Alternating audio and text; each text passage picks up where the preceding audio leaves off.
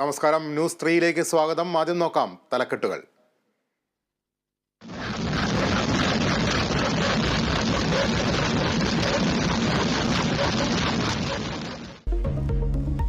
പശ്ചിമേഷ്യ വീണ്ടും യുദ്ധഭീതിയിൽ. ഇസ്രായേലിന് നേരെ ഇറാന്റെ ഡ്രോൺ ആക്രമണം. തിരിച്ചടിക്കുമെന്ന് ഇസ്രായേൽ.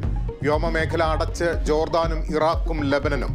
ഇസ്രായേലിലെ ഇന്ത്യക്കാർക്ക് ജാഗ്രതാ മുന്നറിയിപ്പ്. സംസ്ഥാനത്ത് വൈദ്യുതി ഉപയോഗം കുറഞ്ഞു. ഇന്നലത്തെ ഉപയോഗം 98.69 ദശലക്ഷം യൂണിറ്റ്. ഏപ്രിൽ മാസം 100 ദശലക്ഷം യൂണിറ്റിന് താഴെ പോകുന്നത് ഇതാദ്യം.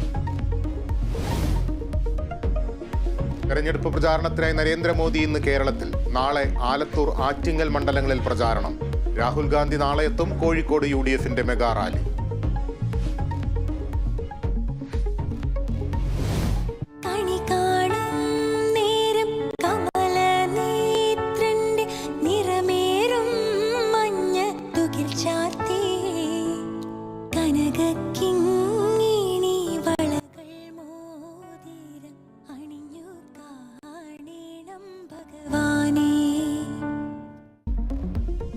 ഐശ്വര്യത്തിന്റെയും സമൃദ്ധിയുടെയും പ്രതീക്ഷകളുമായി വിഷു.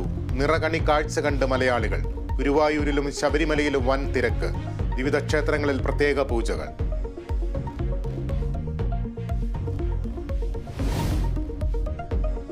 അടിമാലിയിൽ വയോധികയുടെ കൊലപാതകത്തിൽ പ്രതികൾ കസ്റ്റഡിയിൽ. കൊല്ലം കിളികൊല്ലൂർ സ്വദേശികൾ പിടിയിലായത് പാലക്കാട് നിന്ന്. പ്രതികളിലേക്ക് സൂചന നൽകിയത് CCTV ദൃശ്യങ്ങൾ. പട്ടാമ്പിയിൽ യുവതിയെ കൊലപ്പെടുത്തി യുവാവ് ജീവനൊടുക്കി.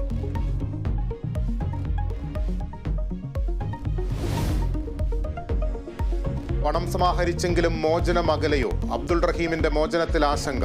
3 മാസം വരെ കാലതാമസം വരുമെന്ന് സൂചന. വഴിക്കണ്ണുമായി നാട്.